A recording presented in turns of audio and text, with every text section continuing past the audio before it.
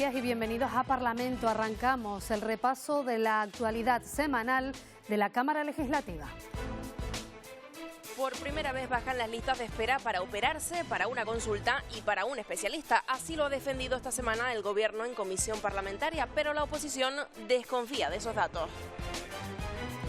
Nuestro invitado de esta semana es el diputado socialista Manuel Hernández. Con él hemos abordado asuntos como la quita de la deuda o las prioridades que a su juicio deben tener los presupuestos de la comunidad. Cada 21 de septiembre se conmemora el Día Mundial del Alzheimer y por eso hemos querido acercarnos a una enfermedad cuya prevalencia está creciendo de manera importante. Hoy buscamos respuestas con la asociación AFATE. Nosotros somos mismos los que cuidamos a nuestros enfermos. Y desde luego, cuanto mayor ayuda haya por parte de la administración pública, pues será mejor. Y conoceremos a Domingo Sigala, uno de los transcriptores del Parlamento. Tras 40 años de trabajo en la Cámara, se jubila y nos ha contado algunas anécdotas de esas 4 décadas.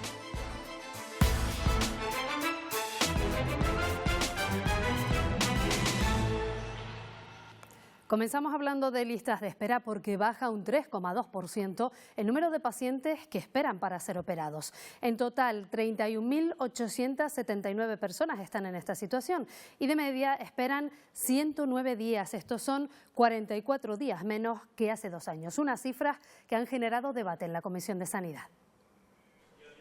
Se reduce el número de pacientes que esperan para ser operados. Hoy son casi 31.900 personas que esperan durante 3 meses y medio. Lo más destacado, el descenso en las demoras de larga duración. Lo más relevante es el importantísimo descenso de la lista de espera quirúrgica superior a 6 meses, que se redujo en un 24,26% y se sitúa en 5.493 pacientes. Según los datos de la Consejería, hoy se espera 1 mes y medio menos que durante el gobierno anterior y se tarda menos en conseguir cita para una consulta o un especialista. Lo que nos indica sin duda que el balance de entrada y salida se está equilibrando, logrando resolver más pacientes de los que entran. Desde la oposición explican que la pandemia de la COVID impidió mejores cifras. Si tenemos todos los quirófanos de los hospitales canarios llenos de pacientes intubados, se va creando un embudo de pacientes, un cuello de botella que no se pueden operar pacientes. Muchas reuniones, muchas ruedas de prensa, mucha comparecencia en el Parlamento y los datos cada vez están más cocinados. Esas 1.000 personas que están entre centros públicos y concertados en Canarias de alta médica, pero esperando por una solución. Creemos que esto sí que es un drama social brutal. Y desde los grupos que apoyan al gobierno celebran los datos, pero creen que hay margen de mejora. ¿Están de verdad poniendo en cuestión quién elabora los datos, que no son los políticos? ¿Están poniendo en cuestión los datos del Ministerio cuando hacen ranking por comunidades autónomas? ¿Están diciendo que no sirve de nada? La lista de espera para consultas, aunque bajó en el último semestre, sigue relevando, nos sigue mostrando una presión asistencial que sigue siendo muy elevada. Que recojan ahora mismo datos nunca vistos aquí en Canarias es porque el trabajo se está haciendo, se está viendo bien. ¿Es mejorable?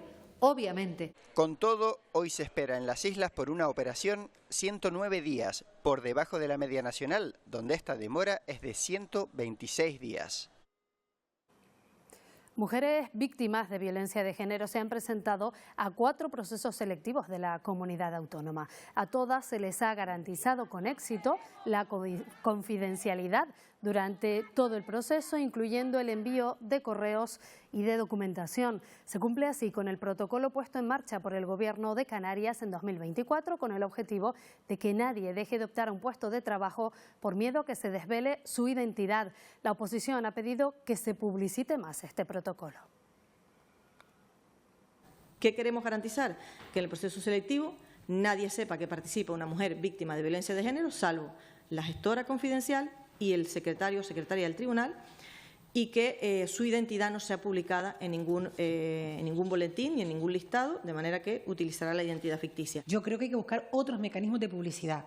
Una propuesta, que no sé si ya lo hacen, es que el propio Instituto Canario de Igualdad lo dé a conocer a todos los colectivos que trabajan con las mujeres. Sobre la Vuelta Ciclista, el PSOE se ha alineado esta semana con el presidente del Cabildo de Gran Canaria y ha pedido que el año que viene esa prueba deportiva no pase por Tenerife, que no lo haga a menos que se impida participar al equipo de Israel. Esto han dicho. Primero, que se excluya el equipo israelí de la próxima Vuelta Ciclista y segundo, si así no fuera, que no se organice en Canarias la Vuelta Ciclista. Por la paz, por los derechos humanos, en contra de esta barbarie que no nos puede hacer estar ajenos. El debate sobre la posible implantación de una tasa turística ha regresado al Parlamento. La consejera Matilde Asián ha advertido de los riesgos de esta medida que sí defienden los grupos de la oposición. Unanimidad en la sala sobre la necesidad de que los beneficios del turismo reviertan en la sociedad canaria. Todas las administraciones públicas, las tributarias y las no tributarias, tendremos que hacer actuaciones conjuntas para que la población local se beneficie de los rendimientos del turismo. Las discrepancias llegan en cómo lograrlo. El Gobierno sigue rechazando una tasa turística aplicada a las pernoctaciones en hotel. Apuestan por cobrar tasas para acceder a espacios naturales. Nosotros tenemos viajeros que se tienen que pernoctar en establecimientos turísticos por razones que no son estrictamente turísticas. Pueden ser razones de sanidad, de educación. Si yo pongo un impuesto más, tendré más recaudación.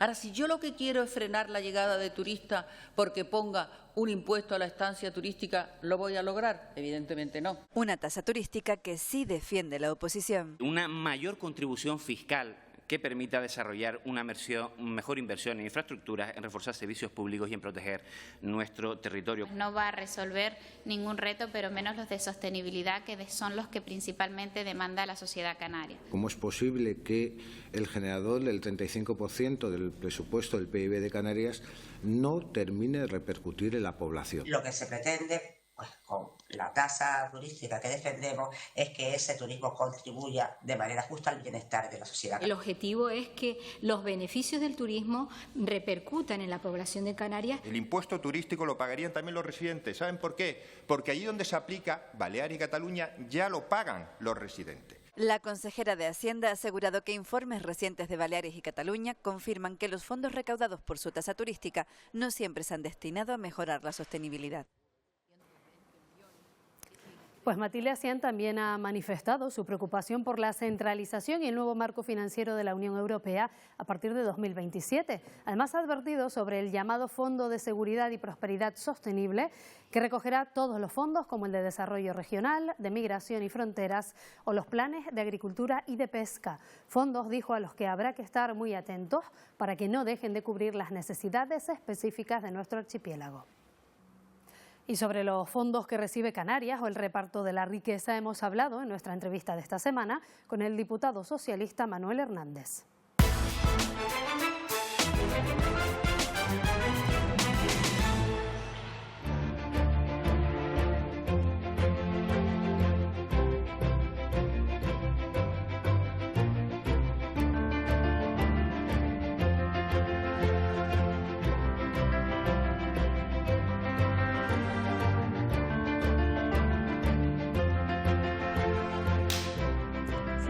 Hernández, muy buenos días, bienvenido de nuevo a nuestro programa.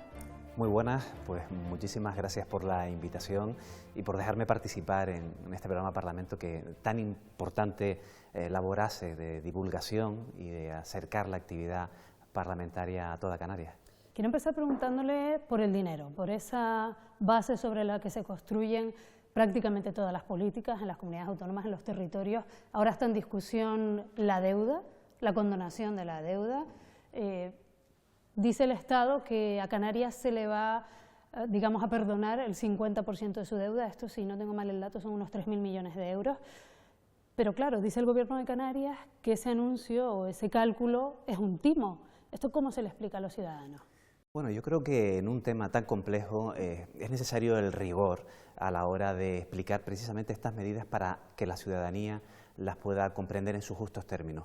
La cuestión es por qué hemos llegado a este punto, y es porque las comunidades autónomas sufrieron una situación de infrafinanciación en la última crisis financiera del 2008. ¿Y qué es lo que ha ocurrido desde entonces a esta parte? Que los sucesivos gobiernos de España no han atajado esta problemática. Hoy nos encontramos con un gobierno de España que plantea una condonación parcial de la deuda autonómica para todas las comunidades autónomas. ¿Y en qué situación se coloca Canarias? Bueno, en la comunidad autónoma más beneficiada. Y esto es una cuestión objetiva. ¿Por qué digo esto? Se le condona el 50% de la deuda. Ninguna otra comunidad autónoma alcanza esta cifra. como bien comentabas, son 3.259 millones de euros. Y después otro tema importante, frente a algunas afirmaciones que se han lanzado, en este cómputo no se han tenido en cuenta los recursos adicionales derivados de la recaudación de nuestro régimen económico y fiscal. En definitiva, se trata de una medida que ejemplifica el apoyo financiero económico que suministra el Gobierno de España al conjunto de autonomías. Y en este caso, la Comunidad Autónoma de Canarias queda en una posición financiera inmejorable. Lo que hemos pedido desde el Grupo Parlamentario Socialista es, teniendo en cuenta que estamos ante un proyecto de ley orgánica y que, por tanto, puede sufrir variaciones en ese trámite parlamentario, que lo afronte con predisposición, con buenas intenciones y anunciando que va a aceptar esa condonación para Canarias. ¿Por qué? Porque no cabe en la cabeza que, pudiendo verse Canarias beneficiada por la condonación de la mitad de esa deuda, el actual Gobierno de Canarias, por motivos que desconocemos, la niegue y la rechace. Bueno, de hecho, el presidente hace algunos días pedía la unión de todas las fuerzas políticas para defender los intereses de Canarias, precisamente en relación a ese asunto, pero parece que el consenso, al menos de momento, está lejos, ¿no? Bueno, desde el Partido Socialista hemos sido muy claros. Siempre hemos estado unidos y hemos buscado el consenso con el objetivo de mejorar la situación económica, financiera y social de Canarias. Ahora, una cosa es buscar el consenso y otra cosa es generar frentes para ir contra el Gobierno de España con el único objetivo de derrocar a un gobierno progresista que está colocando precisamente a Canarias en las mayores cotas de progreso económico en términos de generación de riqueza y de creación de empleo. ¿Y cree que el Gobierno a nivel estatal, en este caso, va a ser capaz de reunir esos acuerdos, esos apoyos necesarios para sacar adelante esa propuesta de condonación? Este es el juego de las mayorías parlamentarias. Estamos ante un proyecto de ley orgánica, hay una propuesta por parte del Gobierno de España y esa propuesta deberá alcanzar la mayoría de los 176 diputados en el Congreso. Lo que pedimos desde Canarias, lo que pedimos del Partido Socialista es que, siendo una medida buena para el conjunto del país y muy buena para Canarias y para los canarios y canarias, se afronte ese debate, bueno, con un ánimo constructivo. Y ya digo, desde el Partido Socialista no nos cabe en la cabeza que el Gobierno de Canarias esté planteando un escenario que no sea el de aceptar esa condonación. De hecho, en el pasado pleno, la propia consejera de Hacienda no contestó por 2 veces a esta pregunta. Por tanto, creemos que es un viraje que está ya dando el Gobierno de Canarias y lo que pedimos es que afronte tanto el debate de la condonación como el de la revisión del sistema de financiación autonómico con voluntad de llegar a acuerdos y abandonando el frentismo frente al Gobierno de España. Ya dentro de muy poquito tiempo, el mes que viene, va a empezar la tramitación presupuestaria, se empiezan a hacer números para sacar adelante esa importante ley para nuestra comunidad autónoma. Si le pregunto cuáles considera que deben ser las prioridades, y le pediría pues bajar un poquito al detalle, no quedarnos en pues sanidad, educación, servicios sociales, que supongo que es lo que me va a contestar. De manera concreta, ¿en qué se debería invertir el dinero de esta comunidad autónoma? Prioridades. El Grupo Socialista tiene la hoja de ruta muy clara, por supuesto, como bien comentabas, el refuerzo de los servicios públicos, pero también introducir medidas de redistribución de la riqueza que se genera en Canarias a través de una política fiscal progresiva. Obviamente vamos a ser rigurosos y vamos a estar expectantes al proyecto de ley de presupuestos que presente el Gobierno de Canarias para hacer una valoración. Es verdad que nuestras expectativas no son nada halagüeñas, visto los 2 presupuestos anteriores. A partir de aquí, nosotros afrontamos el debate, repito, de forma constructiva y con la hoja de ruta muy clara. ¿Qué es lo que ocurre? Que el Gobierno de Canarias no solamente tiene un problema a la hora de presupuestar, recordamos la política fiscal, donde han incumplido su gran promesa electoral de bajar el IGIC 2 puntos, donde han eliminado la deducción por el alza de los precios que nosotros pretendíamos convertirla en estable, en duradera y que iba dirigida precisamente a los colectivos vulnerables y a las clases medias y bajas, y por tanto Canarias no solamente tiene un problema a la hora de presupuestar, como decía, sino que también tiene un problema a la hora de ejecutar. Quiero recordar que Canarias ha dejado de ejecutar en los 2 últimos años cerca de 2.500 millones de euros. Por tanto, esa es la realidad que afronta nuestra comunidad autónoma, la realidad que sufren a día de hoy los canarios y canarias, y nosotros obviamente el debate presupuestario, repito, lo vamos a afrontar con las ideas muy claras, pero con el rigor de esperar a conocer el proyecto de ley que presente el actual Gobierno de Canarias. Bueno, se ha mojado poco de entrada, pero le pregunto, ¿cómo considera que se debe redistribuir o distribuir la riqueza? Vamos a cerrar el año con más de 18 millones de turistas en nuestro archipiélago, cifra muy importante. ¿Qué opina usted? ¿De qué manera se debe hacer? Porque el Gobierno dice que ya se hace con los salarios, con el empleo.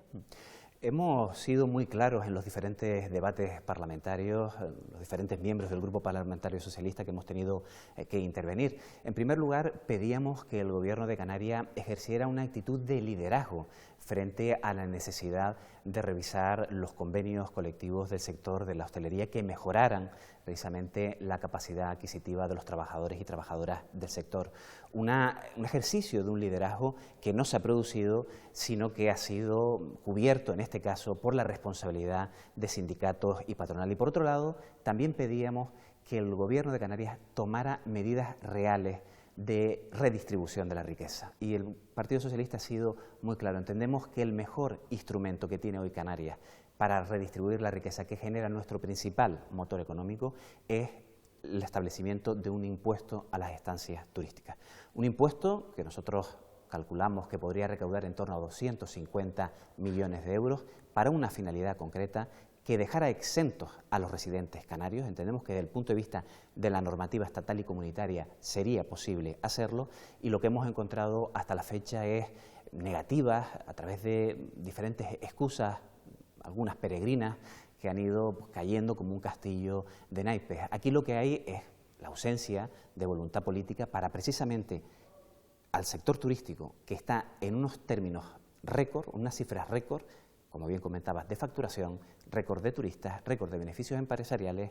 No hay valentía precisamente para que el sector turístico revierta en la mejora de las condiciones de vida de la ciudadanía de Canarias. ¿Y cómo se garantiza que la finalidad para la que se quiere destinar ese dinero va a ser la que realmente ustedes, por ejemplo, si lo pusieran en marcha, la que se pusiera en marcha? ¿Cómo se garantiza? Así lo planteamos en nuestra proposición de ley. Es decir, nosotros no hablamos de cuestiones vagas, nosotros todo esto que hemos dicho lo hemos materializado en una proposición de ley que defendimos en este Parlamento pues hace ya prácticamente un año, que contó con el rechazo de los grupos que apoyan al actual Gobierno de Canarias. ¿Cómo sería? Pues creando un fondo finalista, a través del cual esa recaudación que vendría precisamente de este impuesto turístico iría redirigida, por un lado, a reforzar las infraestructuras turísticas, nuestros espacios públicos, también a mejorar las condiciones sociolaborales de los trabajadores y trabajadoras del sector,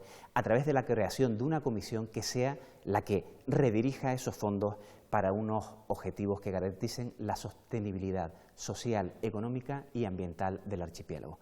Bueno, lo que hemos propuesto del Partido Socialista al menos es sentarnos a hablar, tomar en consideración esa proposición de ley y a partir de aquí debatamos, planteemos propuestas, planteemos diferentes puntos de vista, pero lo que se ha querido por parte del Gobierno de Canarias y por parte de los grupos que apoyan al Gobierno es precisamente cercenar este debate, hacer como si no hubiera ocurrido, que pase el tiempo, que las manifestaciones ciudadanas que se produjeron tanto en los meses de abril como de octubre duerman el sueño de los justos, y desde el Partido Socialista no lo vamos a permitir. ¿Cree que se le debe poner un tope a la llegada de turistas? ¿Hay un máximo, una cifra que no se pueda superar? Bueno, la realidad es que actualmente, con los ritmos de crecimiento turístico que estamos experimentando, es más, con las diferentes proyecciones que existen y con los diferentes planeamientos de las islas, podríamos en los próximos años estar incluso alcanzando la barbaridad de los 22 millones de turistas. Bueno, yo creo que es razonable, creo que es sensato que Canarias replantee su modelo turístico. Es lo que estamos pidiendo desde el Partido Socialista. Nos llenamos la boca hablando de pasar de un modelo turístico que pase de la cantidad a la calidad, pasar de dejar de contar turistas a empezar a contar trabajadores que mejoran su calidad de vida, fruto de nuestro principal motor económico. Creo que es un debate razonable, creo que es un debate que se tiene que dar, es un debate que además lo hemos traído desde el Grupo Parlamentario Socialista en alguna ocasión a las sesiones plenarias y también a las comisiones parlamentarias. Y bueno, es un debate que está abierto y que lo asumimos sin ningún tipo de tapujo. Donde está habiendo también, continúa habiendo tira y aflojas sobre la acogida de los menores solicitantes de asilo, la distribución por otras comunidades autónomas, la acogida por parte del Estado. Hay más de 1000 que lo han solicitado ya y han salido unos 300. ¿A usted le parece esa cifra razonada? ¿Cree que se podría ir más rápido? ¿Dónde está el escollo ahora mismo? Bueno, si estamos precisamente hoy en este debate es porque hay un gobierno de España que de forma histórica ha impulsado la modificación del artículo 35 de la Ley Orgánica de Extranjería, que está posibilitando, que posibilita precisamente esa distribución justa y respetuosa con los derechos humanos de los menores migrantes que llegan en una situación de absoluta necesidad a nuestras costas. Por tanto, si estamos hoy en el debate precisamente de ese número, es porque ha habido un gobierno de España que ha adoptado una medida histórica para las islas. A partir de aquí, bueno, yo creo que a quien hay que preguntarle es a quien está poniendo palos en las ruedas desde el primer momento, que es a las comunidades autónomas del Partido Popular. A unas comunidades autónomas del Partido Popular que obviamente cuentan con la quiesencia, con el beneplácito del Partido Popular de Canarias y con el actual gobierno de Canarias, del cual el Partido Popular es socio de gobierno. A partir de aquí, el gobierno de España ha sido muy claro, está adoptando las medidas para seguir impulsando esa distribución justa de los menores migrantes, sin olvidar que estamos hablando de menores, y que estamos hablando de una cuestión que afecta a los derechos humanos de personas que han tenido que abandonar su territorio en busca de un mundo mejor, frente a esos discursos que lo que buscan es precisamente alentar el racismo, la xenofobia, la exclusión. Bueno, a partir de ahí, Partido Socialista, repito, estamos en el mismo sitio donde estábamos hace 2 años, en la búsqueda de las soluciones, en la toma de decisiones para articular esas soluciones, y a quienes hay que pedir responsabilidad es, repito, a quienes están poniendo palos en las ruedas, que tiene un nombre y apellido que es Partido Popular. Donde se están poniendo soluciones también sobre la mesa en el tema de la vivienda. Cada partido lo ve de una manera diferente, pero es verdad que existe una preocupación compartida en Canarias, también a nivel nacional. Yo leía a un experto hace unos días que decía que la única manera de solucionarlo es creando ciudades nuevas. Su secretario general aquí en las islas hablaba pues de que de una vez por todas se declaren zonas tensionadas. ¿Qué opina usted? Y voy más allá, le pregunto, por ejemplo, por los precios, ¿se deben topar? Bueno, el gobierno de España, frente a la inacción del gobierno de Canarias, lo ha tenido muy claro desde el minuto 1. Hay una ley estatal de vivienda que habilita a las comunidades autónomas para declarar zonas de mercado residencial tensionado, aquellas zonas, aquellos territorios donde efectivamente se detecta un aumento lesivo para la ciudadanía de los precios del alquiler. Y eso es lo que estamos viendo en algunas ciudades de Canarias. Pongo el ejemplo de Las Palmas de Gran Canaria, donde su ayuntamiento está pidiendo al gobierno de Canarias que tome cartas en el asunto, aportando la documentación necesaria para ello. Mire, la realidad es que el problema de la vivienda en Canarias no es un problema de hoy, es un problema que se viene larvando desde hace mucho tiempo. Lo que ocurre es que tenemos un actual gobierno de Canarias que lo que ha hecho es agravar todavía más el problema, con su inacción, con sus declaraciones en muchas ocasiones contradictorias y con medidas que en absoluto van a favorecer la construcción de nueva vivienda, sino que lo que van a generar es un mayor atasco en las oficinas técnicas de los diferentes ayuntamientos de Canarias. Y cuando digo que han agravado el problema, pongo el ejemplo de la vivienda vacacional, de la regulación del alquiler vacacional, donde la consejera de Turismo, con sus declaraciones durante el último año y medio, durante los 2 últimos años, lo que ha provocado es que en Canarias pasemos de en torno a 40.000 viviendas a cerca de 70.000 viviendas en el mercado del alquiler vacacional. Por tanto, excluyendo miles de viviendas del mercado del alquiler residencial de larga duración. Creemos que el Gobierno de Canarias puede tener voluntad a la hora de resolver el problema, pero se está equivocando sin lugar a dudas en las soluciones. Lo hemos dicho claramente. El Partido Socialista aprobó un Plan Canario de Vivienda 2020-2025 con una hoja de ruta y con una ficha financiera aparejada. Y hemos visto durante estos 2 últimos años que ese Plan Canario de Vivienda no se le ha dado desarrollo, no se le ha dado continuidad y, lo que es peor, no se han ejecutado los fondos previstos para ello. Claro, cuando se tiene un gobierno de Canarias donde los fondos para vivienda son mayores los que aporta el Estado que los que aporta con fondos propios la propia comunidad autónoma, da a entender realmente cuál es la prioridad de este gobierno de Canarias. Bueno, esperemos que se pueda llegar a un acuerdo y por fin pueda ir encaminándose, solucionándose este grave problema. Nos quedamos sin tiempo. Muchas gracias, señor Hernández, por habernos acompañado una vez más. Un placer, como siempre, Marta, y hasta la próxima.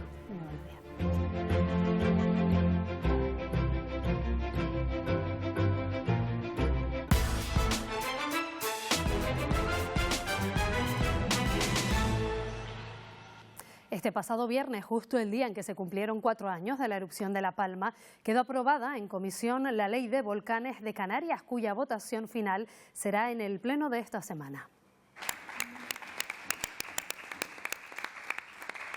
Recordemos que se trata de una iniciativa legislativa popular impulsada por afectados de la erupción que hace justo 2 años entregaban las firmas necesarias para promover esta norma.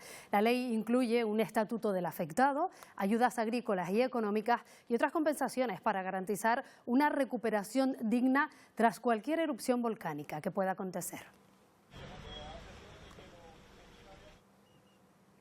Más cosas. El comisionado de Transparencia va a evaluar por primera vez a partidos políticos, organizaciones empresariales y sindicatos. Con esta medida se cumple lo recogido en la Ley de Transparencia de Canarias y es un proceso que comenzará oficialmente el próximo mes, en el mes de octubre, y para el que la comisionada, Noelia García, irá manteniendo estos días reuniones con dichas entidades. La ley contempla también a los partidos políticos, a los sindicatos y a las patronales, y hasta este momento pues no se había hecho esa evaluación. Estamos hablando de más de 1000 entidades que han recibido fondos públicos y por eso queremos incorporar y los partidos políticos y los sindicatos también están interesados en evaluar la transparencia de esos portales de transparencia de la publicidad activa obligada por ley. Hoy les vamos a presentar a Domingo. Forma parte del equipo de transcriptores del Parlamento y le ha llegado el momento de su jubilación. Con él vamos a conocer anécdotas de su trabajo y momentos curiosos de la historia del Parlamento. Buenos días.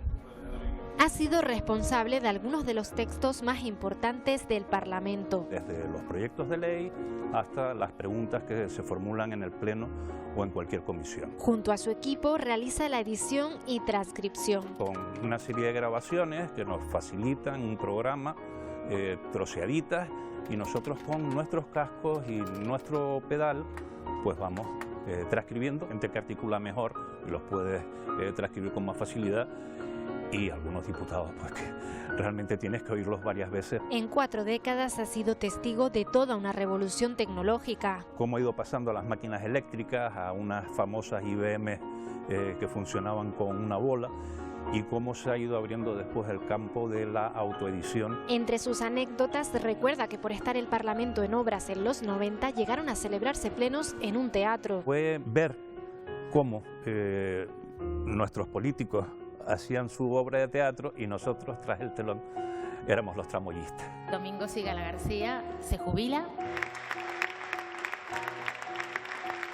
Ese fue su último pleno y aunque tiene mucho cariño a este trabajo... Es un trabajo creativo, hay que buscar un montón de información y no es un trabajo tan funcionarial. Ya piensa en sus próximos planes. Igual desempolvo una guitarra que me regaló mi mujer hace 30 años y que nunca he tocado. Para disfrutar de una merecida jubilación. Se calcula que en Canarias más de 30.000 personas padecen Alzheimer u otras demencias, una cifra que crece año a año. En muchos casos, los cuidadores son los propios familiares que llegan incluso a dejar de trabajar para dedicarse al enfermo. Por eso, en el Día Mundial del Alzheimer, que se conmemora hoy, hemos querido escuchar sus reivindicaciones. Cada año se diagnostican en Canarias nuevos pacientes afectados por Alzheimer. La mayoría tienen más de 65 años y hay una mayor prevalencia en mujeres. Esta enfermedad supone un importante reto no solo para los afectados, sino también para sus familias. Para hablar de todo ello, viene hoy al Parlamento en busca de respuestas Ramón Tapia. Ramón es voluntario desde hace más de 12 años en AFATE, la Asociación de Familiares y Cuidadores de Alzheimer de Tenerife, que cumple este año su 30 aniversario. Desde hace 4 años preside la asociación, que tiene como objetivo ofrecer atención de calidad a los enfermos de Alzheimer y sus familias para mejorar sus condiciones de vida y concienciar a la sociedad. Buenos días, Ramón. Bienvenido al Parlamento.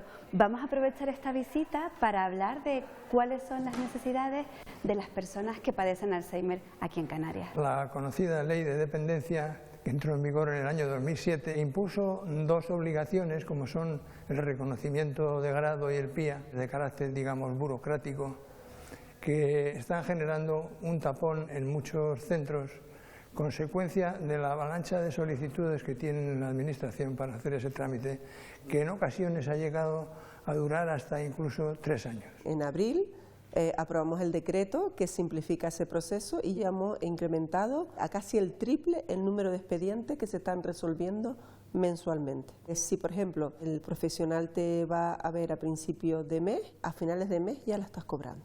¿Que nos queda mucho por hacer? Sí, pero yo calculo que en un corto periodo de tiempo podamos estar cumpliendo lo establecido por ley, es decir, que en 6 meses resolvamos las solicitudes del grado de dependencia. Parece ser que están utilizando un sistema global para atender las solicitudes, todas están metidas dentro del mismo montón, con lo cual es difícil salir del atasco, ¿no?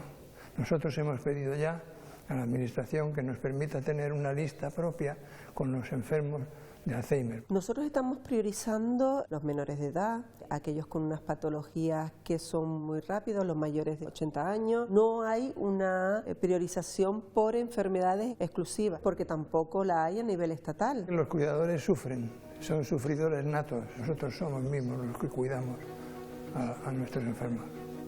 Y desde luego, cuanto mayor ayuda haya por parte de la Administración pública, pues será mejor. Aquí hay 2 cuestiones. Una es reconocer ese derecho para que puedan acceder a prestaciones y servicios, y otra cosa, reforzar esos servicios. Pues, por ejemplo, nosotros vamos a sacar una licitación a nivel de toda Canarias del servicio de ayuda a domicilio. ¿Por qué? Porque entendíamos que había muchos municipios y localidades de algunos municipios donde no estaba llegando ese servicio, donde las familias no se podían hacer beneficiarias de ese servicio. Ahora lo vamos a tener. La terapia no farmacológica es una terapia basada en la estimulación cognitiva. La Ley de Servicios Sociales de Canarias, que dio lugar a su vez al catálogo de servicios, nosotros tratamos de que incluyeran estas terapias junto con otra serie de cosas en ese catálogo, pero no tuvimos suerte. Hay muchas entidades que nos han pedido una revisión de ese catálogo porque se quedaron muchas prestaciones fuera. Estudiaremos también esa propuesta que nos ha hecho AFATE para ver si es posible incorporar dentro de ese catálogo de servicios y prestaciones esas prestaciones que ellos nos están diciendo. En AFATE atienden a 650 enfermos de Alzheimer en Tenerife y La Gomera. Solo en estas 2 islas hay miles de afectados por esta enfermedad. Desde AFATE reclaman también más plazas para asistir a estos pacientes.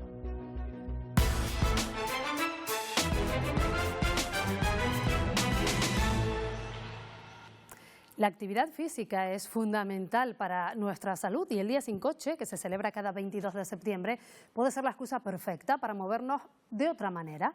Hoy les preguntamos cómo suelen hacerlo ustedes.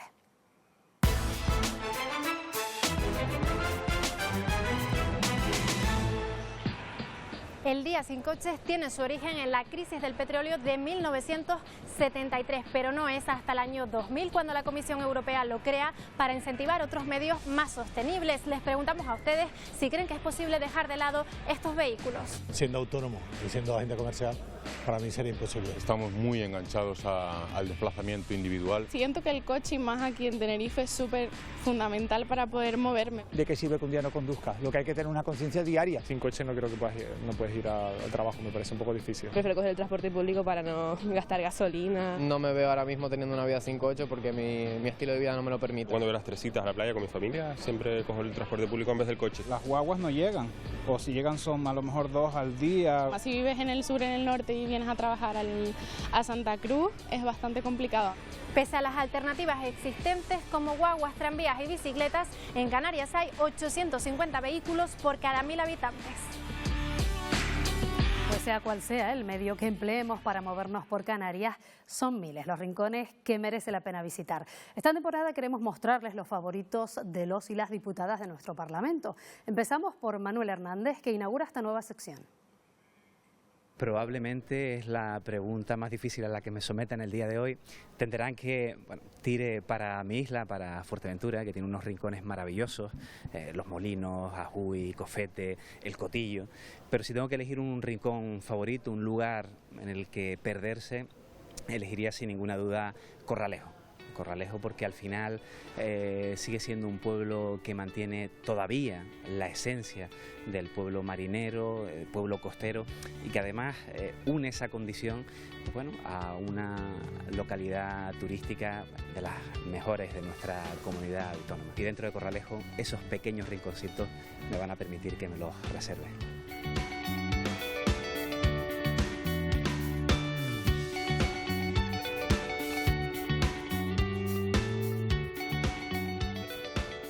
Corralejo, en el norte de Fuerteventura, es el enclave escogido por nuestro invitado de hoy. Y con esas bonitas imágenes nos marchamos. Les esperamos de nuevo el próximo domingo. Adiós.